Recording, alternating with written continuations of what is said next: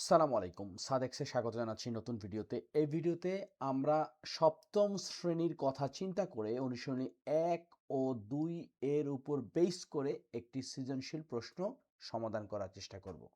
খুবই বেসিক লেভেলের কিন্তু খুব কাজের। তো চলো শুরু করি। এখানে একটি উদ্দীপক আছে, লেখা আছে নিলয় ২১৮৭ সংখ্যাটির বর্গমূল নির্ণয় করতে গিয়ে দেখল যে সংখ্যাটি পূর্ণ বর্গ সংখ্যা নয়। ওকে, সংখ্যাটি পূর্ণবর্গ সংখ্যা নয়। প্রথম প্রশ্ন, পূর্ণবর্গ সংখ্যা কাকে বলে?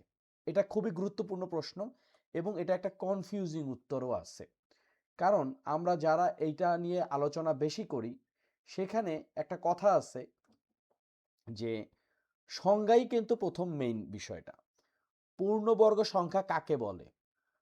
অনেকে বলে একটি সংখ্যাকে দুইবার গুণ করা হলে গুণফলকে পূর্ণবর্গ সংখ্যা বলা হয়। এটা কিন্তু ঠিক।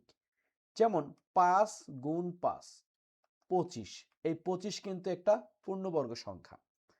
আবার অনেকেই আমরা বলি যে কোনো সংখ্যাকে সেই সংখ্যা দিয়ে গুণ করলে যে সংখ্যা পাওয়া যায় তাকে পূর্ণবর্গ সংখ্যা বলে। এটাও কিন্তু ওই একই কথা, প্রথমটার মতনই।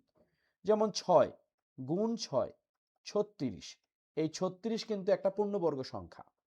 আর আমি যেটা পছন্দ করি বা প্রেফার করি সেটা হচ্ছে যে সংখ্যার বর্গমূল কোনো পূর্ণ সংখ্যা বা ভগ্নাংশের সমান তাকে পূর্ণবর্গ সংখ্যা বলে। যেমন সাপোজ ৪৯, এই ৪৯কে যদি আমরা বর্গমূল করি পাবো হচ্ছে ৭।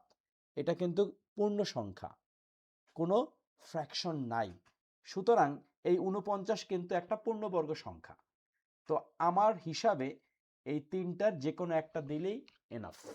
ওকে, তাহলে প্রথম প্রশ্নের উত্তর ডান। এই ধরনের প্রশ্নের উত্তর যদি আমরা পারি তাহলে কিন্তু আমরা ২ নম্বর পাবো। এরপরের প্রশ্নটা হচ্ছে সংখ্যাটিকে কোন ক্ষুদ্রতম সংখ্যা দ্বারা ভাগ করলে সংখ্যাটি পূর্ণবর্গ সংখ্যা হবে? যেহেতু নিলয় সংখ্যাটাকে বর্গমূল করছে এবং বর্গমূল করতে গিয়ে দেখে সংখ্যাটি পূর্ণবর্গ নয়, তার মানে কোনো একটা সংখ্যা যদি আমরা ভাগ করি তাহলে আমরা সেইটা পূর্ণবর্গ হিসাবে পাবো। তো ২১৮৭কে যদি আমরা ভাগ প্রক্রিয়াতে যাই, মানে এইভাবে করি যদি, এটা হচ্ছে খ নাম্বার ২১৮৭। প্রথম কথা হচ্ছে এটা একটা বেজোড় সংখ্যা। তো আমরা শুরুতে ২ দিয়ে করব, কিন্তু ২ তো জোড় সংখ্যা না হলে ভাগ করা যাবে না। তার মানে যদি আমরা নিজেদের মধ্যে যোগ করি ২ যোগ ১ ৩, ৩ আর ৮ হচ্ছে ১১, ১১ আর ৭ হচ্ছে কত? ১৮। ১৮ ৩ দ্বারা ভাগ যাবে, তার মানে ২১৮৭ও আমরা ৩ দ্বারা ভাগ করতে পারবো। আমরা যদি এইভাবে লিখি একদম ধাপে ধাপে ২১৮৭ যদি মৌলিক গুণনীয়কের মাধ্যমে বিশ্লেষণ করি তাহলে এখানে ৩ দ্বারা ভাগ করলে ৩ ৭ ২১, ৩ দোকানে ৬, হাতে থাকে হলো ২, ২ আর ৭ হলো ২৭, ৩ ৯ ২৭, একটা পাইলাম। এরপর ৭২৯কে কত দ্বারা ভাগ করব? আবারও আমরা যদি ভিতরে যোগ করি ৭ আর ২ হচ্ছে ৯, ৯ আর ৯ ১৮, ১৮কে ৩ দ্বারা ভাগ করা যাবে, তার মানে ৭২৯কেও আমরা ৩ দ্বারা ভাগ করতে পারবো।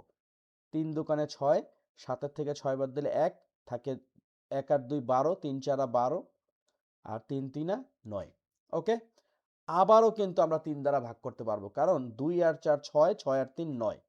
৩ দ্বারা যদি ভাগ করি ৩ ৮ ২৪ আর এদিকে ৩ ১ ৩। এই ৮১কেও আমরা ৩ দ্বারা ভাগ করতে পারবো, সেটা হলো ২৭। ২৭কেও ৩ দ্বারা ভাগ করতে পারবো ৯।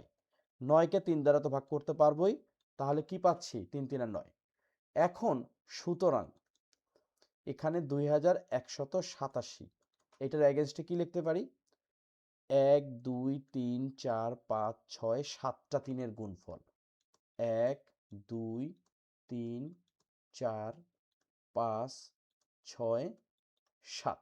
এখন লক্ষ্য করি এই ৩ আর ৩ মিলে একটা জোড়া, এই ৩ ৩ মিলে একটা জোড়া, এই ৩ ৩ মিলে একটা জোড়া। তাহলে এখানে কথা হচ্ছে যে এখানে ৩ হচ্ছে জোড়াবিহীন। আমরা যদি লিখি যে এখানে ৩ জোড়াবিহীন। জোড়াবিহীন। তাই 3 দ্বারা ভাগ করলে 2187 একটি পূর্ণ বর্গ সংখ্যা হবে। সহজে অঙ্কটা আমরা করে ফেললাম। ওকে, তাহলে ক এবং খ ডান। এখন বলছে সংখ্যাটি 3 দ্বারা গুণ করলে গুণফলের বর্গমূল ভাগ প্রক্রিয়ায় নির্ণয় করো। আমাদেরকে বর্গমূলটা বের করতে বলছে ভাগ প্রক্রিয়ার মাধ্যমে।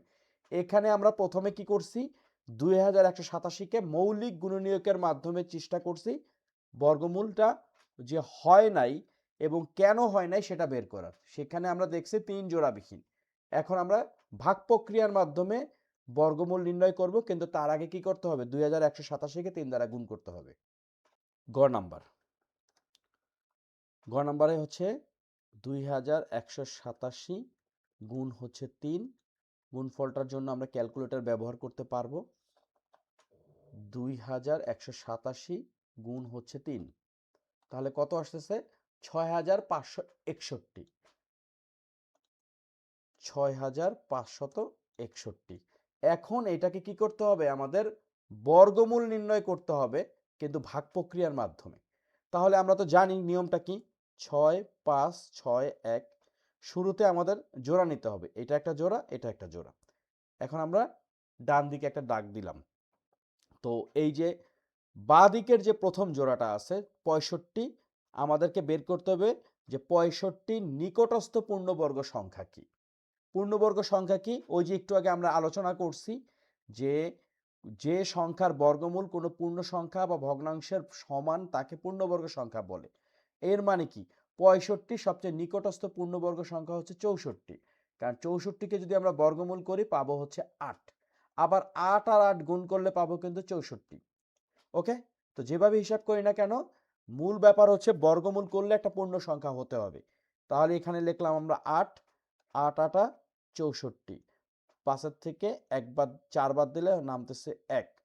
এরপরে এই জোড়াটা নামবে, তার মানে কত, 6 1।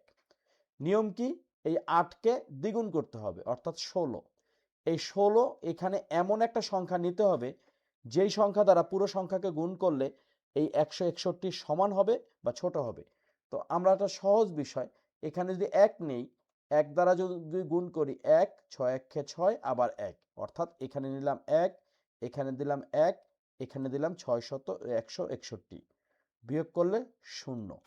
আমরা দেখতে পাচ্ছি যে 2187 সাথে 3 যদি গুণ করি, তাহলে 6561 কে যদি আমরা বর্গমূল করি আমরা পাবো হচ্ছে 81।